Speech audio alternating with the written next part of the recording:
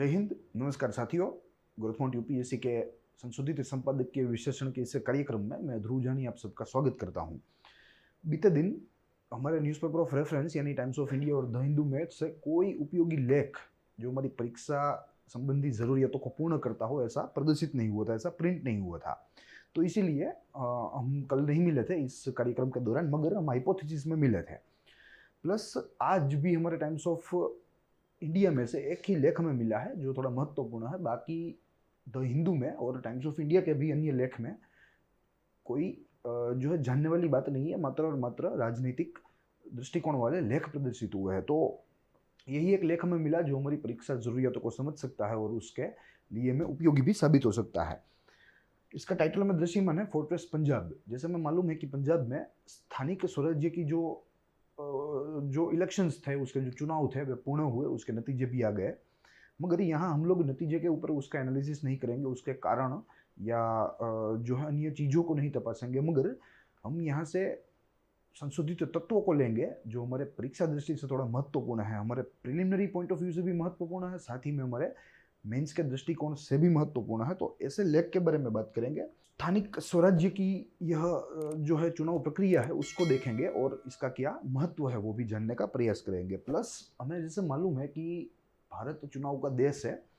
प्रतिवर्ष भारत के किसी भी हिस्से पर चुनाव चलते रहते हैं, चाहे वो स्टेट लेजिस्लेचर के हो, चाहे वो जनरल इलेक्शन हो, चाहे वो लोकल जो है सेल्फ गवर्नेंस हो। तो इसमें से जो लोकल सेल्फ गवर्नेंस का मुद्दा है वो आज हमारा जो है केंद्रित मुद्दा रहेगा। साथ ही में as you can see on the other side of the cover हमें एक पिरामिड दृश्यमान है जिसमें 3 स्तर हमें दृश्यमान है, 3 स्तर में दिखाई देते हैं, जिसमें सबसे नीचे है ग्राम पंचायत का स्तर, उसके ऊपर है ग्राम समिति या पंचायत समिति और उसके ऊपर है जिला परिषद यानी कि डिस्ट्रिक्ट लेवल का। तो यह पूरा कंसेप्ट जो है वो कहाँ से आया, कैसे इवोल्व हुआ, कितना पुराना है और क्या इसका महत्व है, इत्यादि चीज़ों के बारे में इस पूरे चर्चा में हम लोग बात करने वाले हैं। आज की चर्चा की शुरुआत लेख से करेंगे, जैसे आमतौर पर हम करते हैं। यह बेनाम सा लेख है जो कि आज के टाइम्स ऑफ इंडिया में छपा है और इसमें जैसे मैंने आपको बताया कि इसमें राजनीतिक दृष्टिकोण से बातें की गई है, जिसको हम लोग यहाँ एक्सटेंसिवली उसके ऊपर चर्चा नहीं करेंगे। जो मुद्दे यहाँ से हमें जानने हैं वो मुद्दे हम लोग एकदम संक्षिप्त में देखते चलेंगे, मगर आज का हमारा जो फंडामेंटल एजेंडा है वो रहेगा Panchayati Raj institution, evolution of Panchayati Raj institution. तो देखेंगे पूरी चर्चा 3 चरणों में।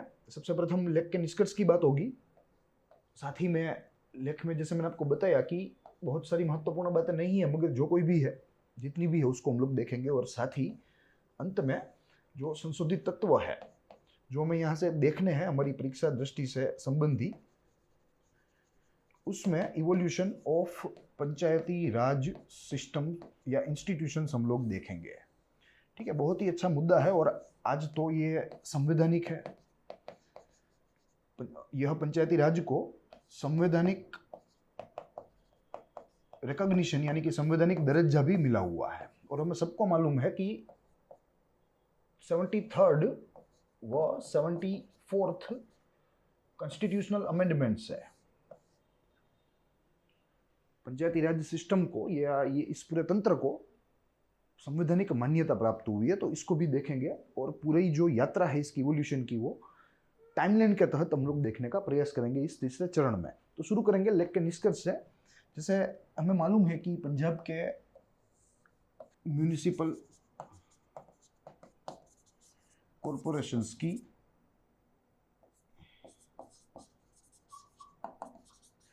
चुनावी प्रक्रिया अभी संपन्न हुई। चुनावी प्रक्रिया, ठीक है, जिसके तहत 8 म्यूनिसिपल कॉरपोरेशन है पंजाब में, उसमें से 7 में कांग्रेस का विजय हुआ। साथ में हमें यह भी मालूम है कि आजकल जो पिछले 80-85 दिन से जो कृषि का आंदोलन हो रहा है कृषकों का द्वारा, उससे सबसे प्रथम प्रभावित जो कोई राज्य है वो है पंजाब और हरियाणा। तो इसी राज्य में पंचायती राज के इलेक्शंस थे, जिसमें तो यह स्वाभाविक था कि जिसके विरुद्ध आजकल जो आंदोलन हो रहा है, जिसने बीच में हिंसक स्वरूप भी धारण कर लिया था, तो इसकी विपरीत असर भाजपा के ऊपर तो पड़ेगी ही, भाजपा और उसके जो साथी दल है उनके ऊपर भी पड़ी है। जो हम लोग इसके नतीजे से हम लोग निकाल सकते हैं। कुछ टेक्निकल आंकड़ों की भी बातें करेंगे, यह चुनाव प्रक्रिया को हम लोग नज़दीक से देखेंगे, मगर बहुत ही ब्रीफ मैनर में देखेंगे। इसके ऊपर हम कोई एनालिसिस करने वाले नहीं है। आज का जैसे आपको मालूम है कि जो मूलभूत मुद्दा है वो है पंचायती राज इंस्टीट्यूशन। साथ ही में जैसे हमने देखा कि यह पंजाब में तो चुनाव खत्म हुए, मगर ऐसे ही जम्मू एंड कश्मीर में भी चुनाव खत्म हुए। साथ ही में इस साल राजस्थान में भी चुनाव होने हैं। फिलहाल गुजरात में जोर शोर से तैयारी चल रही है। उसके साथ आंध्र प्रदेश में भी 2021 में ही होने वाले हैं, और साथ ही में गोवा के भी चुनाव इसी साल होने वाले हैं। इनफैक्ट उनको थोड़ा सा पोस्टपोन्ड कर दिया गया। ठीक है, तो कई सारे राज्य है जिसमें लोकल सेल्फ गवर्नमेंट की जो इलेक्शंस है वो आती रहती है। तो अगर 2021 के कैलेंडर की बात करें तो फिलहाल जम्मू कश्मीर को छोड़ के, जहां चुनाव खत्म हो गए, उनको छोड़ के सारे राज्यों में इस साल स्थानिक स्वराज्य के चुनाव निहित है। तो यही बात है। और आगे देखेंगे कि पंजाब में क्या हाल है, म्यूनिसिपल कॉरपोरेशन है वो कितने विभागों में विभाजित है, कितने उम्मीदवार खड़े हुए थे और उनमें से कौन कौन ने जीत ली है, किन किन पॉलिटिकल पार्टीज ने जीत हासिल की है, या उनके परिणाम देखेंगे। तो यह महत्वपूर्ण बात में सिर्फ यही देखना है टेक्निकली कि क्या पूरा मुद्दा है। तो सर्वप्रथम 8 म्यूनिसिपल कॉरपोरेशन,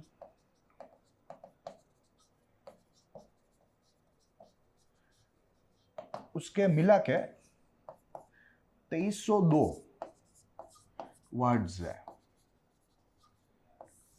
ये छोटी इकाई है, किसी भी अर्बन एरिया की छोटी राजनीतिक इकाई है जिसे वार्ड कहते हैं। और इतने वार्ड में कुल 9222 उम्मीदवारों ने चुनावी जंग में हिस्सा लिया था। 9222 उम्मीदवारों ने। अब हमें यह वार्ड का देखना है कि किसके खाते में कितने वार्ड पड़े। तो सबसे प्रथम जो मोटा मोटा रिजल्ट है वो है कि 8 में से 7 में कांग्रेस का भव्य विजय हुआ। 8 में से 7 में कांग्रेस विजयी, और मात्र एक म्यूनिसिपल कॉर्पोरेशन को छोड़ के बाकी सब जगह कांग्रेस हावी हो गई, कांग्रेस प्रभावी बन गई।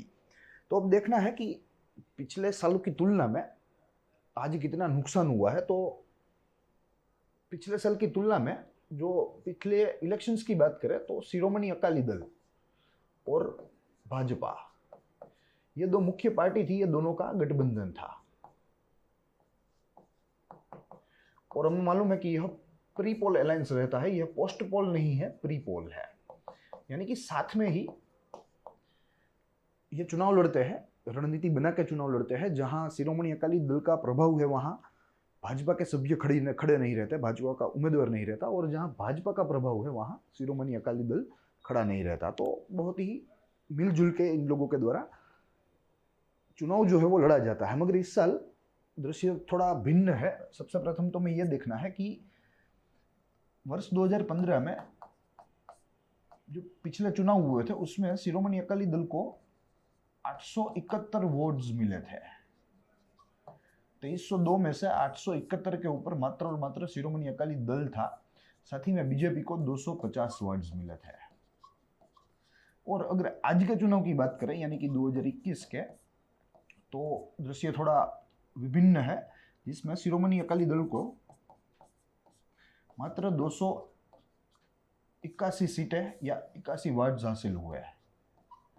वहीं बीजेपी को मात्र 250 में से मात्र 50 वार्ड हासिल हुए हैं। ठीक है, तो इतनी गंभीर हार हुई है। जो पिछले चुनाव में जीते थे, भारी बहुमत से जीते थे, इस चुनाव में इन लोगों की भारी हार हुई है। और बाकी के सारे कुछ चुनिंदा वर्ड्स को छोड़ के बाकी के सारे कांग्रेस के भाग में आए। तभी कांग्रेस 8 में से 7 में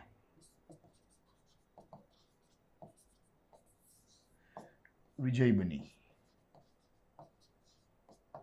यही बात है। अब इसका एनालिसिस हो सकता है कौन कौन से कारण थे। कहाँ चूक रह गई शासक पक्षों के द्वारा, या फिलहाल जो हारे हैं इन पक्षों के द्वारा, या कांग्रेस को किस बात का फायदा मिला। मगर ये चुनावी चर्चा है, ये राजनीतिक चर्चा है, इन चीज़ों का बड़ा प्रभाव हमारी तैयारी के ऊपर नहीं रहता। तो इसीलिए जिन चीज़ों का प्रभाव हमारी तैयारी पर रहता है उसको हम लोग आगे देखने का प्रयास करेंगे। उसके तहत हमें देखना है पंचायती राज सिस्टम।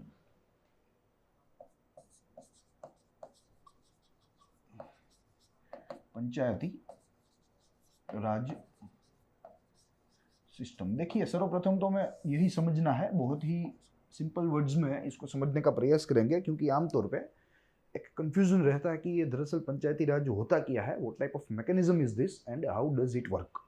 तो उसके बारे में पहले देख लेते हैं। तो देखिए पंचायती राज सिस्टम कुछ नहीं है, पंचायत से लिया हुआ है। पंचायत एक संस्कृत वर्ड है जो हमें मालूम होना चाहिए, और पंचायत का आमतौर पर मतलब होता है ग्रुप ऑफ फाइव।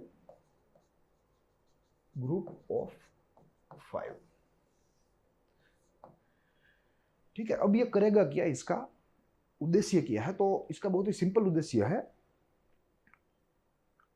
स्थानिक प्रशासन या स्थानिक शासन स्थानिक लोगों के द्वारा ही होना चाहिए, और ऐसा स्थानिक लोगों के द्वारा होना चाहिए जो स्थानिक लोगों के द्वारा निर्वाचित हुआ हो। बहुत ही सिंपल है, लोकल एडमिनिस्ट्रेशन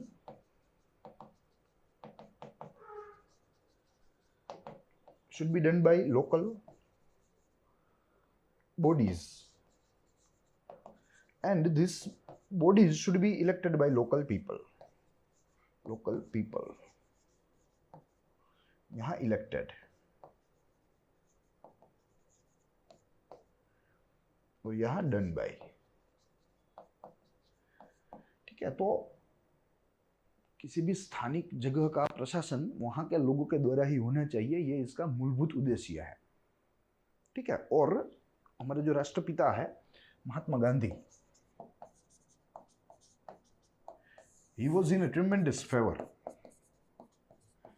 ये हमें याद रखना है, महात्मा गांधी पंचायती राज के समर्थन में थे। वे चाहते थे कि ज्यादा से ज्यादा हमारी जो पंचायतें हैं वे मजबूत बने, ताकि जो विकास का काम है वो नींव से हो, ना कि जो है अपर फ्लोर से हो, जो आजकल में देखने को मिलता है। अर्बन एरियाज का डेवलपमेंट देख लीजिए और रूरल एरियाज का डेवलपमेंट देख लीजिए, जो अंतर रह गया है वो पंचायती राज सिस्टम का हमने बहुत ही लेट इम्प्लीमेंटेशन किया। वैसे तो इसका उल्लेख हमारे संविधान में था ही, मगर इसका जो इम्प्लीमेंटेशन है वो करने में बहुत ही देर लग गई, और हमने जाके करा 1973 में, यानी कि 1970s के डिकेड में। ठीक है, तो ये जो इतने साल तक जो ग्रामीण क्षेत्रों के पास कोई आवाज़ ही नहीं थी, ग्रामीण क्षेत्र के काम देखने के लिए, वहाँ का शासन देखने के लिए उनके पास स्थानिक लोग नहीं थे, क्योंकि ये मैकेनिज्म ही नहीं था। तब क्या होता था, जो स्टेट के द्वारा दिया हुआ हो उससे ही काम चलाना पड़ता था, और स्टेट तो कई स्तरों के ऊपर बैठता था, विलेज तो कई स्तर नीचे रहते थे। तो इन चीज़ों की वजह से जो सरकारी लाभ था, सरकारी योजनाएं थी, इनका लाभ या विकास का लाभ, जिस दिशा के ऊपर सरकार चल रही थी, वो विकास का लाभ ग्रामीण क्षेत्रों तक नहीं पहुंचता था, और इसीलिए महात्मा गांधी के द्वारा पंचायती राज सिस्टम की वकालत भरपूर हुई है। प्लस अगर सामने देखें ऑन द कॉन्ट्ररी, तो हमारे कॉन्स्टिट्यूशन के जो है फ्रेमर, जिसे हम लोग डॉक्टर बाबा साहब आम्बेडकर के नाम से जानते हैं, तो वो राजी नहीं थे, ठीक है, कि पंचायती राज इंस्टीट्यूशन भारत में लगे। He was not in favour, ये हमें याद रखना है। Mahatma Gandhi was in a tremendous favour, वहीं doctor Ambedkar was not in the favour, he was against it, he was against the induction of Panchayati Raj system in the constitution. मगर फिर भी लंबी चर्चा के बाद संवैधानिक सभा में, कॉन्स्टिट्यूएंट असेंबली ने यह फैसला लिया, और eight the time of implementation of our constitution, which is 1949, जब से हमारा संविधान लागू हुआ, तब आर्टिकल 40 में इसको रखा गया। आर्टिकल 40 यानी कि पार्ट 4 हुआ, और पार्ट 4 यानी directive principles of state policy, जिसे संक्षिप्त में हम लोग डीपीएसपी कहते हैं। और हमें मालूम है कि डीपीएसपी इज नॉट बाइडेड, यह पूरे खंड में जिन जिन चीजों का उल्लेख किया गया है, जिन जिन प्रावधानों का उल्लेख किया गया है, वे एक भी प्रावधान बाध्य नहीं है, बाध्य नहीं। It is on the state, ठीक है, वो राज्य की विवेक शक्ति के ऊपर छोड़ा गया है, राज्य के डिस्क्रिशन के ऊपर छोड़ा गया है। If they want then they can use that particular provision of the constitution, they can implement it. मगर in case if they don't want then anyone just cannot force them to do so. तो यही बात है, और इसीलिए यह लगभग लगभग मृत्युप्राय जैसा था, इसका कोई भारी भरकम उपयोग नहीं हुआ था। वैसे in the year 1953-54 community development programme की शुरुआत हुई, जिसको हम लोग आगे देखेंगे, मगर यहाँ इसका रेफरेंस देना ज़रूरी है, मगर इट वाज नॉट सक्सेसफुल। ठीक है, कम्युनिटी डेवलपमेंट यानी कि डिस्ट्रिक्ट लेवल से जो है यह इंस्टीट्यूशन चलाने की बात हो रही थी, मगर इट वाज नॉट इनफ, क्योंकि डिस्ट्रिक्ट के नीचे तो जो है तालुका लेवल था, ब्लॉक लेवल था, और ब्लॉक के नीचे सच्चे वास्तविक गांव बसे थे। तो जो पावर था वो गांव के पास अभी भी नहीं था। Community development programme also, and that is considered to be the one of the main reason for its failure. फिर बाद में जाके इन द ईयर 1963 हमने धीरे धीरे इसका इम्प्लीमेंटेशन शुरू किया और इसको पैन इंडिया मैकेनिज्म बनाया। तो ये बात है। साथ ही में जैसे मैंने आपको बताया कि लोकल एडमिनिस्ट्रेशन है, तो लोकल एडमिनिस्ट्रेशन को लोकल अफेयर्स देखने हैं। लोकल अफेयर्स धीरे धीरे इन लोगों को रेवेन्यू कलेक्ट करने का, टैक्स रेवेन्यू कलेक्ट करने का भी अधिकार दिया गया। साथ ही में इनके ऊपर थोड़ी जिम्मेदारी भी रखी गई। प्लस जैसे मैंने यहाँ जिक्र किया था कि 73rd एंड 74 अमेंडमेंट्स, ठीक है, तो दोनों के अपने अलग अलग उद्देश्य है। दोनों का प्राथमिक उद्देश्य सेम ही है कि स्थानिक लोगों को जो है ज़्यादा मजबूत बनाना, स्थानिक स्तर पर जो लोकतांत्रिक मूल्य है उनको प्रस्थापित करना, मगर इनका कार्य क्षेत्र अलग अलग था। अगर 73rd अमेंडमेंट की बात करें, then it was only for rural area, and in case of constitutional amendment 74 it was dedicated to urban area. तो मैं यहाँ देखना है, अगर अर्बन एरिया की बात आए then it belongs to 74th amendment, 74th constitutional amendment. And अगर रूरल एरिया की बात आए, पंचायत की बात आए, तालुका पंचायत की बात आए, ग्राम पंचायत की बात आए, then it is related to 73rd amendment. दोनों का उद्देश्य सेम है, हमें समझना है, मगर दोनों के कार्य क्षेत्र अलग अलग है। एक का कार्य क्षेत्र ग्रामीण है, दूसरे का कार्य क्षेत्र शहरी है। तो ये बात यहाँ देखनी है। ठीक है, अब बात रही कि इसका उद्भव कहाँ हुआ था, इसका विकास कैसे हुआ। तो उसके लिए हमें एक टाइमलाइन देखनी पड़ेगी, जिसको स्मार्ट आर्ट के रूप में मैंने तैयार करके रखा है, जिसके ऊपर हम लोग अभी आ रहे हैं। मगर उससे पहले हमें समझना है कि यह पंचायती राज सिस्टम का उद्भव मात्र और मात्र भारतीय उपखंड में ही हुआ है। विश्व के किसी भी कोने में, विश्व के किसी भी देश में, किसी भी खंड के किसी भी देश में हमें यह सिस्टम देखने को नहीं मिलती। तो ये हमारा एक जो है ब्रांड है, इस ब्रांड के तौर पर हम लोग कैलकुलेट कर सकते हैं। Only Indian subcontinent, and in this subcontinent we can see this mechanism in India। सबसे प्रथम पाकिस्तान, नेपाल, श्रीलंका, ठीक है, इतने देशों में यह मैकेनिज्म पाया जाता है। आई एम सॉरी, बांग्लादेश में भी पाया जाता है,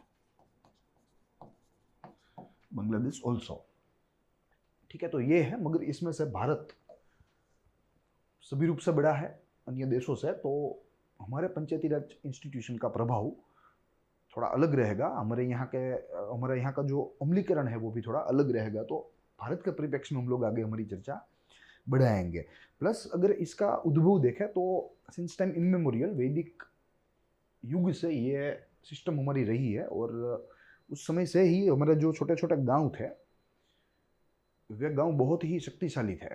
राजनीतिक तौर पर उन गांवों को अपना प्रशासन करने के लिए उनको अधिकार दिए गए थे, वहाँ के लोगों को ही, वहाँ के स्थानिक लोगों को ही। ठीक है, फिर इसमें आगे अगर आए तो एंशियंट एज आई, एंशियंट एज में भी इसके ऊपर कोई डेवलपमेंट हुआ, गुप्ता पीरियड में, मौर्य एज में। बाद में मिडिवल पीरियड आया, मिडिवल पीरियड में थोड़ी सी जो है यह संस्था थोड़ी सी दुर्बल बनी, मगर संपूर्ण नष्ट नहीं हुई थी। संपूर्ण नष्ट हुई है ब्रिटिश कालीन समय में या ब्रिटिश काल में। ठीक है, जब अंग्रेजों ने सत्ता केंद्रीयकरण करना शुरू किया, which means centralisation of power, तब से इसका डाउनफॉल हमें देखने को मिलता है in the entire history of India. फिर बाद में धीरे धीरे ब्रिटिश शासन में ही कुछ अच्छे अफसर आए, कुछ अच्छे वाइसरॉय आए, जिन लोगों को लगा कि भाई भारत में अगर सुशासन करना है, if we want to carry out good governance in India, then they need panchayati raj institutions, then they need local self government. हालांकि तब पंचायती राज के नाम से नहीं जाना जाता था, तब लोकल सेल्फ गवर्नमेंट कहा जाता था, स्थानिक स्वशासन, जिन लोगों का स्थान उनका ही शासन। तो ये बात थी। तो लॉर्ड मायो के समय फिर बाद में कुछ डेवलपमेंट आए, फिर उसके बाद जो है कई सारे डेवलपमेंट आए, मगर फिर भी उसमें भी एक डाउनफॉल में देखने को मिला, which was in the year 1919, जो हम लोग आगे देखेंगे। एंड पोस्ट इंडिपेंडेंस भी कई सारे डेवलपमेंट आए। तो पूरी जो टाइमलाइन है वो हम लोग आज देखेंगे। इसमें कई सारे पक्ष है। देखिए, यहाँ हम लोग 73rd अमेंडमेंट, 74th अमेंडमेंट को लेकर भी बात कर सकते हैं, पंचायती राज का जो कानून है उसको लेकर भी बात कर सकते हैं, मगर हमने यहाँ टाइमलाइन पर बात करना चुना है, क्योंकि ऐसे महत्वपूर्ण कानूनों के ऊपर हमारी बात जो है वो हमारे साप्ताहिक सीरीज में हो रही है। ठीक है, तो उसमें जब हम लोग यहाँ तक पहुँचेंगे तो इसकी एक्सटेंसिवली चर्चा वहाँ हमें करनी ही है। तो इसलिए हम लोग यहाँ कानूनी प्रावधानों के दावपेच में नहीं पड़ेंगे, मात्र और मात्र यह पूरी संस्था का जो उद्भव है, उसकी जो उद्भव यात्रा है, उसको हम लोग यहाँ कवर अप करने का प्रयास करेंगे with the help of smart art. देखिए, यह हमारे पास तैयार है पहले से ही, ताकि हमारा समय थोड़ा बच सके। इतने मुद्दों में हम लोग इसका डेवलपमेंट देखेंगे। शुरू करेंगे वैदिक एज से और पोस्ट इंडिपेंडेंस तक हम लोग देखेंगे। देखिए, वैदिक एरा सबसे प्रथम, उसके बाद एपिक एरा आया, जब महाभारत और रामायण लिखी गई।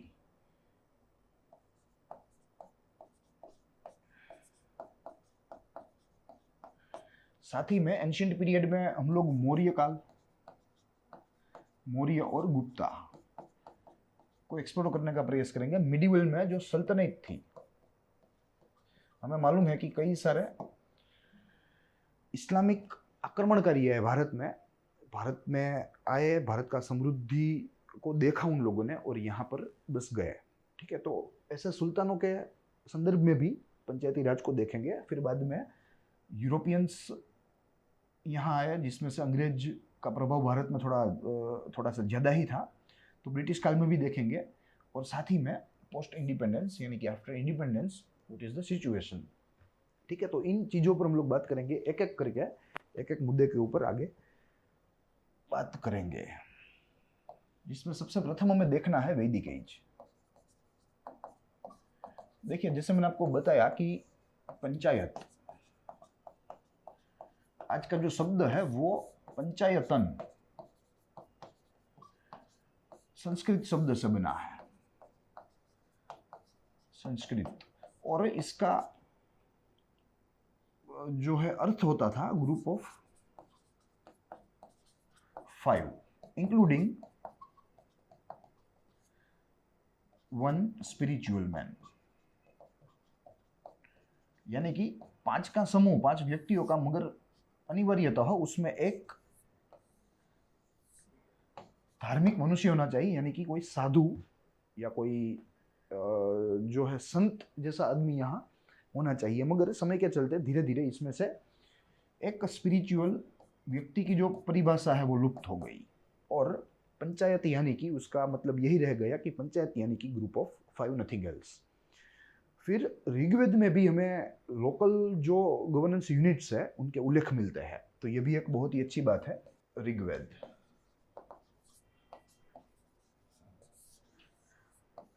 और इसमें हमें सभा,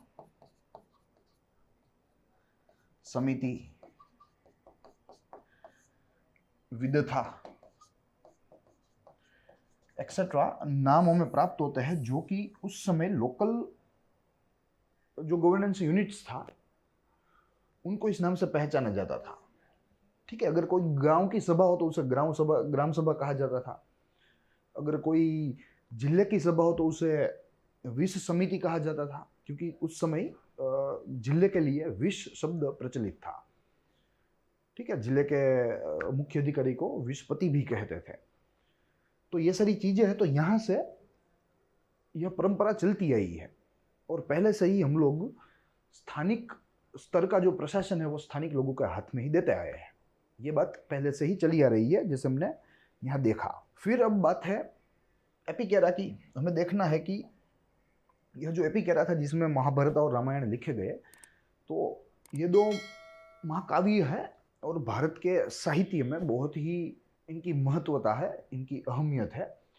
तो दोनों में इस लोकल सेल्फ गवर्नमेंट के कुछ कुछ बिंदु ऐसे मिले हैं जो इस बात की पुष्टि करते हो कि यस, तब भी at the time of Mahabharata, at the time of Ramayana भी local self government was there and it was done by local people। तो यही बात है, तो उसको भी एक एक करके देखेंगे। सबसे प्रथम रामायण का रेफरेंस लेंगे कि रामायण में दरअसल क्या बातें दी गई है। रामायण जो कि वाल्मीकि के द्वारा लिखी गई थी, उसमें राज्य प्रशासन को दो भागों में विभाजित कर दिया गया। सबसे प्रथम उसमें था पूर्व और दूसरा था जनपद।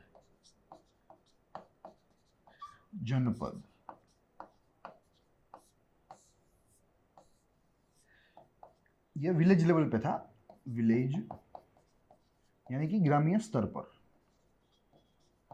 Village level. ठीक है, और वहीं ये जो था वो डिस्ट्रिक्ट लेवल पे था, जिसे पूर्व कहते थे। साथ ही में यहाँ एक कास्ट पंचायत की भी प्रोविजन यहाँ रामायण में हमें देखने को मिलती है। Cast panchayat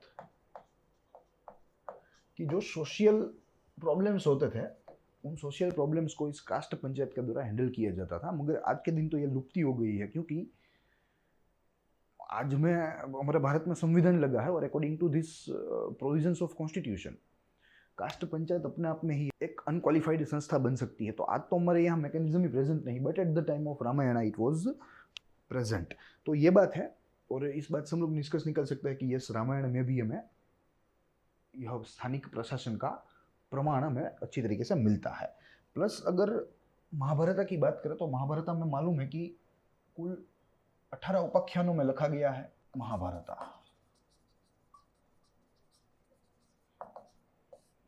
total 18 chapters. इन 18 उपाख्यान में से जो 12वां उपाख्यान है, जिसे शांति पर्व के नाम से जाना जाता है, शांति पर्व,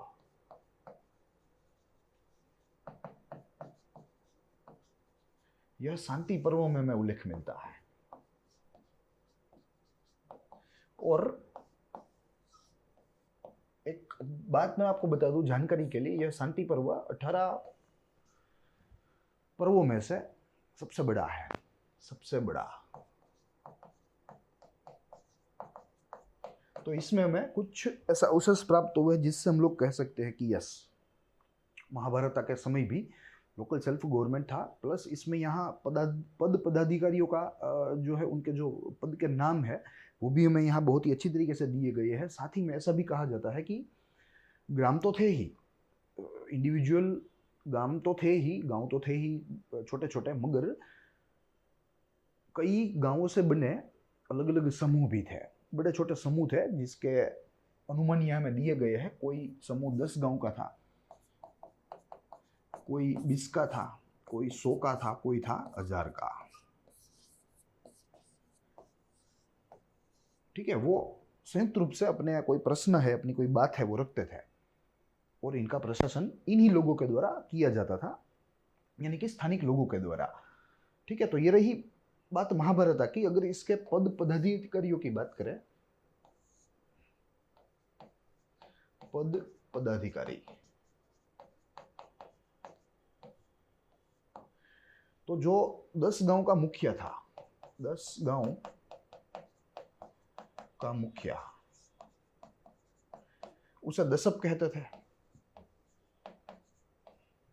जो 20 गांव का था उसे अधिपति कहते थे। साथ ही में जो 100 गांव का था उसे शतग्राम अध्यक्ष कहते थे। शतग्राम अध्यक्ष। और वही जो 1000 गांव का मुखिया था उसे शतग्राम पति कहते थे।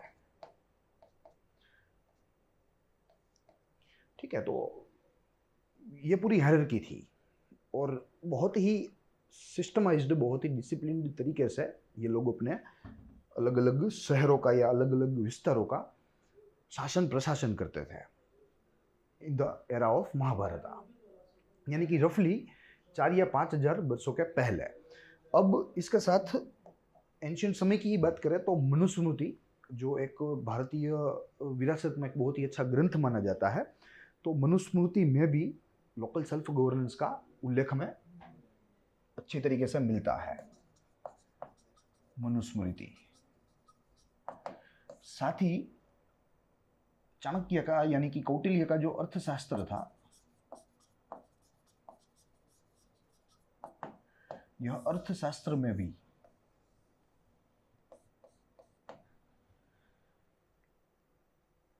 हमें बहुत ही अच्छी तरीके से जो है लोकल सेल्फ गवर्नमेंट का उल्लेख मिलता है। यहाँ तो बहुत ही अच्छी प्रणाली थी, इतनी अच्छी प्रणाली थी कि पंचायतों के काम में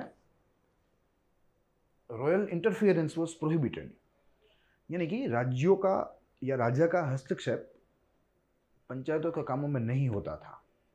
प्लस ऐसे कुछ मुद्दे थे, ऐसे कुछ निर्णय होते थे जो राजा के द्वारा आमतौर पे लिए जाने होते हैं, मगर पंचायत के साथ जो है बात किए बिना, पंचायत के साथ उनके साथ नेगोशिएट, उनके साथ जो है चर्चा किए बिना राजा कई निर्णय नहीं ले पाता था। No decision without consultation of panchayat. कुछ सिलेक्टेड मुद्दों की बात कर रहा हूं, वैसे तो राजा ही सर्वोपरि था, मगर कुछ सिलेक्टेड ऐसे मुद्दे थे जिसमें इन स्थानिक स्वराज्य की जो इकाइयां हैं उनका बहुत ही अहम जो है महत्व रहता था, साथ ही में इनकी भूमिका भी बहुत ही खूब रहती थी। तो ये सारी बात रही एपिक लेवल की या एपिक पीरियड की। अब अगर आगे देखें तो हमें एंशिएंट पीरियड में जाना है। एंशिएंट पीरियड जिसमें सर्वप्रथम हम लोग मौर्य काल देखेंगे और बाद में गुप्त काल या गुप्ता पीरियड कहना उचित रहेगा। Gupta period and here Maurya period. वैसे तो जो प्रणाली यहाँ प्रस्थापित हुई मौर्य समय में वही कंटिन्यू रही, कुछ विकास के साथ, कुछ डेवलपमेंट के बाद। तो हम लोग यहाँ सबसे प्रथम यही देखेंगे कि मौर्य पीरियड में क्या हाल था। मौर्य पीरियड में प्रति विलेज का एक मुखिया था जिसे हेडमैन कहा जाता था, विलेज हेडमैन। अगर हिंदी में कहे तो ग्राम मुखिया, village headman. And he was assisted by council, assisted by council. उसकी एक परिषद रहती थी। तो हो गया पंचायत, सरपंच यानी कि मुखिया और पंचायत के जो अन्य सदस्य है वे मुखिया को सलाह देने वाली परिषद, जहां जो है मुखिया को या पंच को या सरपंच को जरूरत लगे वहां वो उनको सलाह देने का काम करते थे। सेम सिस्टम यहाँ भी चलती रही, सेम सिस्टम। एक डेवलपमेंट हमें यहाँ देखने को मिलता है और ये डेवलपमेंट है विलेज लेवल तो था ही यहाँ भी, मगर यहाँ में डिस्ट्रिक्ट लेवल भी देखने को मिलता है। डिस्ट्रिक्ट लेवल तो विलेज लेवल को हेडमैन ही कहा जाता था या ग्रामपति कह लीजिए, ग्रामपति, या यहाँ पंच भी कह सकते हैं, सरपंच भी कह सकते हैं। और डिस्ट्रिक्ट लेवल को, डिस्ट्रिक्ट लेवल का जो अधिकारी था उसे विषपति कहा जाता था या विषयपति। विषयपति क्योंकि डिस्ट्रिक्ट को ही विश कहा जाता था, तो दिस वाज द रीजन। तो ये डेवलपमेंट में एंशिएंट पीरियड में देखने को मिलता है। और यहाँ से हमें लगता है कि ये पूरी हमारी जो प्रणाली है वो प्राचीन काल से बहुत ही सुदृढ़ थी, बहुत ही सशक्त थी। मगर मिडिवल समय में इस्लाम आक्रमणकारी, फिर बाद में अंग्रेज प्रजा, इन लोगों ने आके यहाँ हमारे इस मैकेनिज्म को बहुत ही दुर्बल बना दिया। तो ये बात है, ये बात रही एंशिएंट पीरियड की। अब हमें आगे देखना है मिडिवल एज में क्या हुआ। मिडिवल राजनीतिक तौर पे तो एनर्की थी ही, अराजकता थी ही पूरे भारत में, मगर पंचायती राज के संदर्भ में अगर हम कुछ सुधार या कुछ डेवलपमेंट की बात करें, चाहे वो नकारात्मक हो चाहे वो सकारात्मक हो, तो एक सुधार हुआ था। वैसे तो थोड़ी परिस्थिति इस समय में यह इंस्टीट्यूशंस की, यह संस्था की थोड़ी सी परिस्थिति दुर्बल बनी थी, कमजोर बनी थी, मगर इन लोगों ने यह पूरी सिस्टम को कंटिन्यू रखा और अपने राज्य को प्रोविंस में डिवाइड कर दिया, यानी कि प्रांत। और इन प्रांतों को विलायत में विभाजित कर दिया। विलायत, ये हमें शब्द याद रखना है, बहुत ही महत्वपूर्ण टर्म है मिडिवल पीरियड की अगर बात करें, उसका अभ्यास करें तो। मगर इन लोगों ने कहने का तात्पर्य यह है कि भले ही थोड़ा स्ट्रक्चरल चेंज किया, मगर ओवरऑल यह पूरी पद्धति को इन लोगों ने शुरू रखा। They did not interrupted this particular system. फिर अगर पद पदाधिकारी की बात करें इस समय में, तो मुकादम थे, पटवारी थे और चौधरी थे।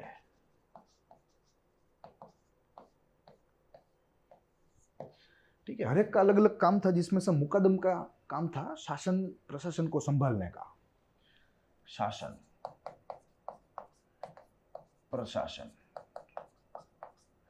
पटवारी का काम था टैक्स कलेक्ट करना, टैक्स कलेक्ट। वहीं चौधरी का काम था डिस्प्यूट सेटलमेंट। ठीक है, तो इस तरीके से मध्यकालीन भारत में पूरा प्रशासन सल्तनत काल में या सल्तनत के साम्राज्य में यह पूरा प्रशासन ऐसा चलता था। और ये इसके पद के नाम है, सामने उनका कार्य था। तो ये बात रही मिडिवल की। अब हमें आगे देखना है कि ब्रिटिश प्रशासन आया। ठीक है, ब्रिटिश प्रशासन ने भारत को तहस नहस तो कर ही दिया था, वो भी हमें मालूम है।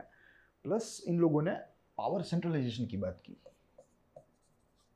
Power centralisation. और ये पावर सेंट्रलाइजेशन की जो कमांड थी वो थी गवर्नर जनरल। वो जैसा कहते हैं वैसा ही होता।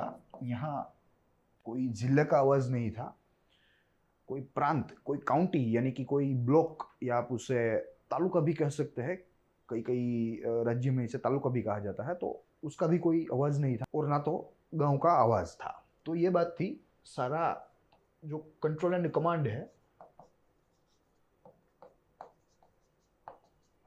वो गवर्नर जनरल के पास निहित था। There was no decentralisation, it was an absolute centralisation. फिर धीरे धीरे इन लोगों को लगा कि नहीं भाई, अगर भारत के लोगों को हमें खुश रखना है या भारत में हमारी हाजिरी को ज़्यादा वर्षों तक टिकाना है, then we need to allow them to participate in the administration of the country. क्योंकि अल्टीमेटली तो इनका ही देश है, तो इनका प्रशासन क्यों इनके द्वारा नहीं होता और क्यों हम लोग इसका रोक रहे हैं। तो वहाँ ब्रिटिश पार्लियामेंट में भी यह एक चर्चा का मुद्दा बना रहा। और and eight the end of the discussion they have finally agreed to set up to implement पंचायती राज या local self government in India by the resolution of Lord Mayo.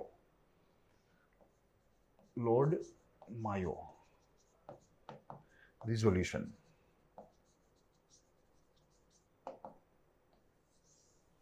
In the year 1870. और इसी रिजोल्यूशन के द्वारा प्रत्यक्ष चुनावी प्रक्रिया urban area में या शहरी क्षेत्र में दाखिल की गई। शहरी क्षेत्र में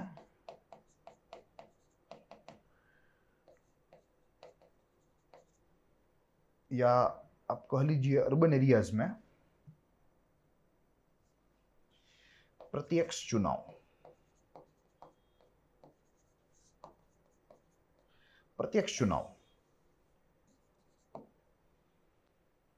धीरे धीरे इन्होंने शुरू करवाया। फिर बाद में 1882 में, इन द ईयर 1882, लॉर्ड रिपन ने इस क्षेत्र में बहुत ही अच्छा काम किया और यह स्थानिक स्वराज्य की संस्था में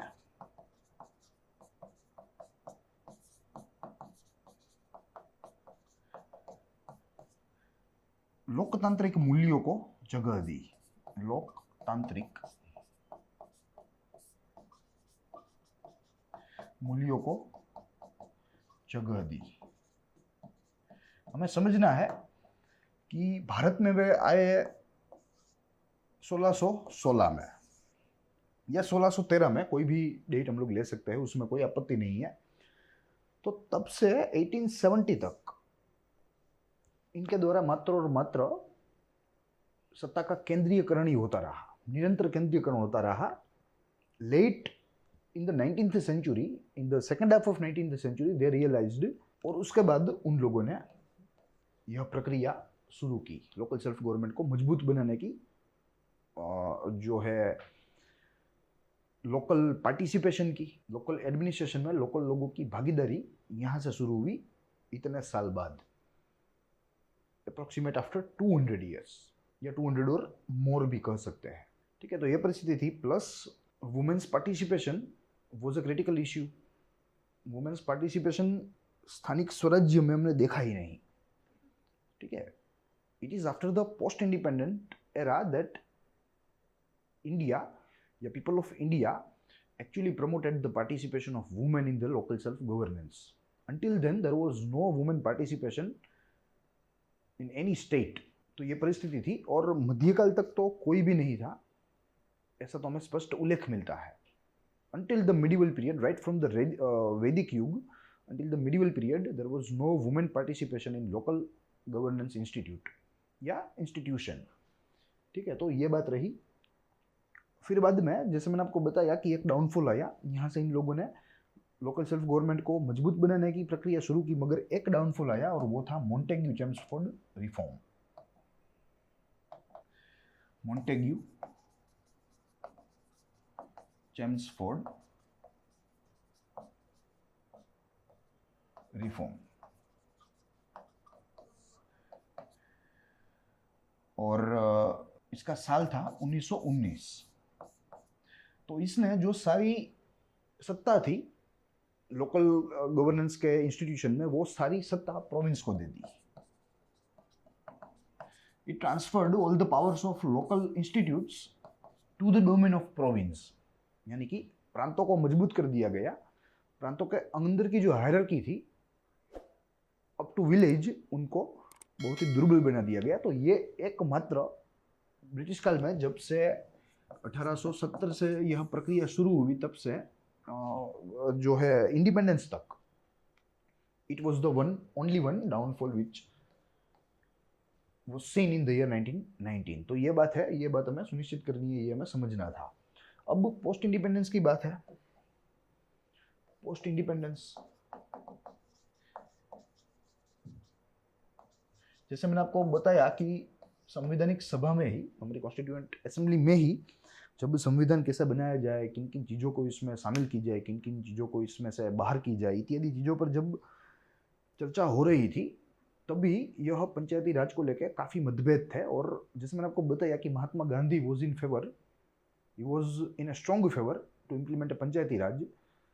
और वहीं सामने जो डॉक्टर आम्बेडकर थे, जिसे हम हमारे जो है संविधान के रचयिता से जानते हैं, वो उसके प्रतिपक्ष में थे। He was not in favour to include panchayati raj in the constitution. But at the end, implementation के पहले या इम्प्लीमेंटेशन के समय, आर्टिकल 40 में इसको रखा गया, और उसके बाद आर्टिकल 246 में, ये भी हमें समझना है, आर्टिकल 246 में राज्य को, स्टेट को अधिकार दिया गया इन इंस्टीट्यूशन के बारे में कोई भी सुधार कर सकते हैं, वे यह सुधार करने के लिए कानून ला सकते हैं। It is in a state domain. ठीक है, तो अलग अलग राज्यों में पंचायती राज के लिए उसके राज्य के पास पूरी सत्ता है कि वो यह पूरे स्ट्रक्चर को 3 टायर बना सकती है, पूरे स्ट्रक्चर को 2 टायर बना सकती है। It depends on the legislative assembly of respective states. तो ये बात है। तो हमें आर्टिकल 40 याद रखना है और आर्टिकल 246 याद रखना है। 40 तो हमने देख लिया, जो directive principles for state policy है, जो कि बाध्य नहीं होते हैं किसी भी सरकार के लिए, मगर ये सरकार की विवेक बुद्धि के ऊपर अधीन होता है, सरकार के विवेक के ऊपर अधीन होता है। राज्य सरकार की बात कर रहे हैं कि अगर वे ले आना चाहे देन दे कैन, अगर वह ना चाहे तो नहीं ला सकते। तो ये पूरी बात है। फिर पोस्ट इंडिपेंडेंस की अगर आगे बात अगर चला है तो यहाँ कहा गया है कि एक कम्युनिटी डेवलपमेंट प्रोग्राम की शुरुआत हुई थी 1952-53 में। 1952-53 में, जिसे शॉर्ट में कम्युनिटी डेवलपमेंट प्रोग्राम CDP कहते हैं। और यह प्रोग्राम की शुरुआत जवाहरलाल नेहरू के द्वारा हुई थी। And he initiated this particular process from Nagaur district of Rajasthan. Nagaur district of Rajasthan.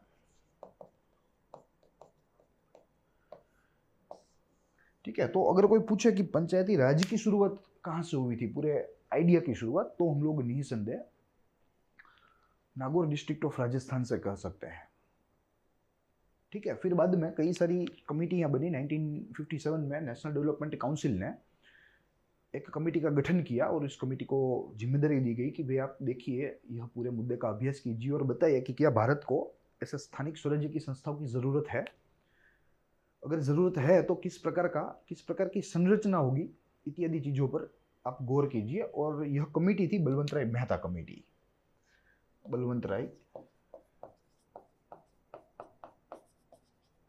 Mehta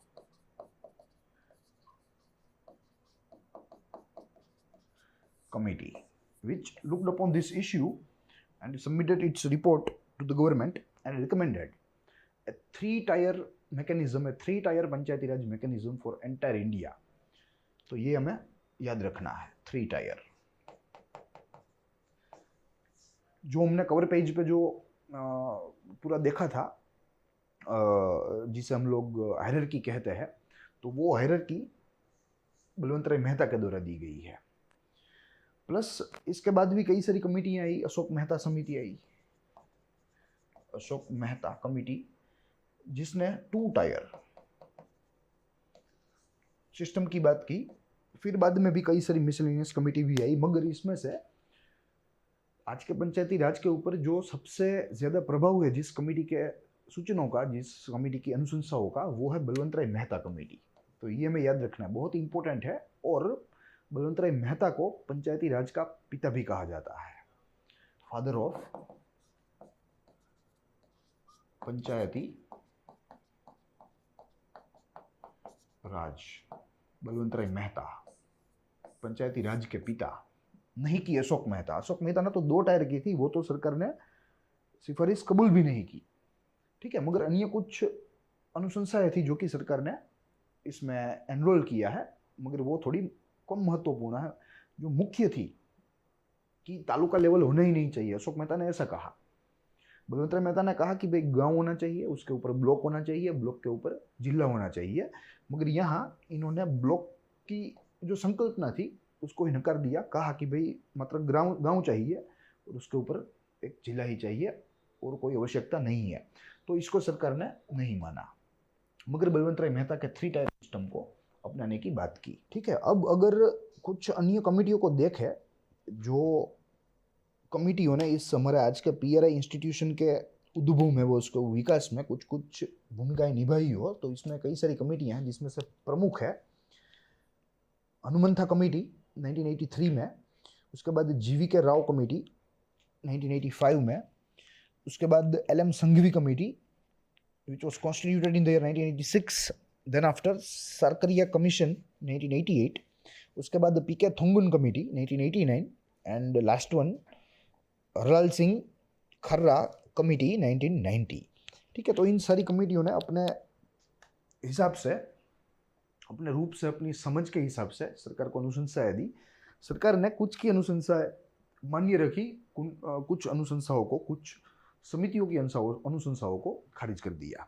मगर इसमें से जो जीवीके राव कमेटी थी, जीवीके कमेटी या जीवीके राव कमेटी, इन्होंने कहा कि बेसिक यूनिट जो है लोकल गवर्नेंस इंस्टीट्यूशन का, वही डिस्ट्रिक्ट होना चाहिए। यानी कि यह महानुभाव के द्वारा, इस कमेटी के द्वारा ऐसा कहा गया कि मात्र और मात्र जिला पंचायत की ही जरूरत है। There is no need of block level panchayat, block समिति या तालुका समिति, and there is no need of gram panchayat. गांव के लेवल पे और तालुका के लेवल पे, यानी कि ब्लॉक के लेवल पे हमें कोई ज़रूरत नहीं है। बेसिक डेवलपमेंट यूनिट जिला ही रहना चाहिए, डिस्ट्रिक्ट ही रहना चाहिए। तो स्वाभाविक बात है, इसको तो सरकार ने नहीं माना होगा, क्योंकि आज तो हमारे यहाँ कुछ सिस्टम जो है वो 3 टायर है। फिर उसके बाद LM संघवी, इन्होंने बहुत ही अच्छी अनुशंसा दी और इसमें से कुछ सरकार ने ध्यान में भी ली है, जिसमें से सर्वप्रथम है, इन्होंने कहा कि ग्राम पंचायत को और मजबूत बनाना चाहिए, मोर स्ट्रॉन्ग। प्लस इन्होंने कहा कि पंचायती राज को कॉन्स्टिट्यूशन में भी जगह देनी चाहिए, ग्राम पंचायत को और मजबूत बनाना चाहिए और शक्ति प्रदान करनी चाहिए, वित्तीय शक्ति भी प्रदान करनी चाहिए। यानी कि they should be more powerful, they should be more economically powerful. आर्थिक दृष्टि से भी इनको ज़्यादा शक्तिशाली बनाने की ज़रूरत है ग्राम पंचायतों को, तब जाके सरकारी कामों का लाभ अंततः व्यक्ति तक पहुंच सकता है, उसको मिल सकता है। तो ये पूरी कल्पना थी जो कि अलग अलग समितियों के द्वारा समय के अलग अलग बिंदुओं के ऊपर की गई थी। इनमें से हमने कुछ महत्वपूर्ण समिति व उनके सिफारिशों को, उनकी अनुशंसाओं को देखने का प्रयास किया। अब बारी है आज के प्रश्न की, जिसके तहत स्थानिक स्वराज्य के संदर्भ में निम्नलिखित कथनों पर विचार कीजिए। सबसे प्रथम, महाभारत काल में 20 गांवों के मुखिया को अधिपति कहा जाता था। दूसरा वाक्य, अशोक मेहता को पंचायती राज का पिता कहा जाता है। और तीसरा वाक्य, डॉक्टर अंबेडकर पंचायती राज के समर्थन में थे, वही राष्ट्रपिता महात्मा गांधी इसके प्रतिपक्ष में थे, यानी कि वे इसके समर्थन में नहीं थे। उपर्युक्त कथनों में से आपको सत्य वाक्यों को जो है चुनना है, जिसके ऑप्शन भी में दिए गए हैं। According to that, option A केवल 2, केवल दूसरा वाक्य ही सही है, अन्य 2 गलत है। ऑप्शन बी केवल 2 और 3, ऑप्शन सी केवल 3 और 1, and the last option is दिए गए विकल्पों में से कोई नहीं, यानी कि none of the above. You need to select the correct answer and you can comment it in the comment section of this particular video. हमारी तरफ से इसका सही जवाब आपको इस सेशन के प्रीमियर होने से कुछ घंटों के बाद मिल सकता है, पिंड ही किया जाएगा। साथ ही में अगर आप सनदी सेवाओं के साथ अन्य प्रतियोगिता परीक्षाओं की तैयारी कर रहे हैं, चाहे कोई भी राज्य में रह रहे हो, तो आपको हमारे यह जो वीडियोज़ है, यह जो सेशंस है अलग अलग, वो बहुत ही महत्वपूर्ण साबित हो सकते हैं। क्योंकि आमतौर पे हमारे एडिटोरियल्स के जो सेशन होते हैं वे अन्य प्लेटफॉर्म की तरह एलिमेंट्री नहीं होते। इसमें हम लोग जीएस को साथ में लेके चलते हैं। We actually undergo 360 degree view on any particular topic, ठीक है। तो यहाँ हमारा करंट भी होता है, करंट के साथ साथ जनरल स्टडीज़ का जो स्टैटिस्टिक्स पोर्शन है, जो हमारी मेंस में हमें काम आ सकता है, हमारे ऑप्शनल्स में काम आ सकता है, उसकी भी हम लोग तैयारी यहाँ करवाते हैं। तो आप हमारे साथ जुड़े, रोज एडिटोरियल एनालिसिस के जो हमारे अलग अलग सेशंस आते हैं उसको ध्यान से देखिए। हो सके तो इसकी नोट भी तैयार कीजिए, वो आपको बहुत ही फायदेमंद साबित हो सकते हैं। साथ ही में अगर आपको स्टैटिक करना है जनरल स्टडीज़ का, देन हमारा पूरा हाइपोथेसिस का प्लेलिस्ट है जो कि आपके लिए ही है, आप उसमें देख सकते हैं।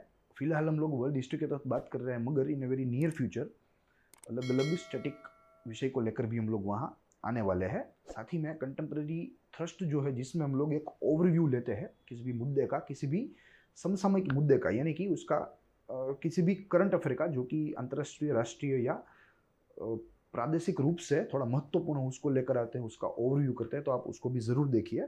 साथ ही हमारे चैनल को आप सब्सक्राइब कीजिए, बेल बटन दबाइए, ताकि जो है इमीडिएट अपडेट आपको मिल सके। प्लस हमारे वीडियोस को लाइक कीजिए और हमारे चैनल को ज़्यादा से ज़्यादा शेयर कीजिए, ताकि सब तक यह कंटेंट पहुंच सके। So that's all for today. हम लोग मिलेंगे अगले दिन अगले संपादन के साथ, वो अगले अभ्यास व विश्लेषण के साथ। तब तक के लिए देखते रहिए ग्रोथ माउंट यूपीएससी।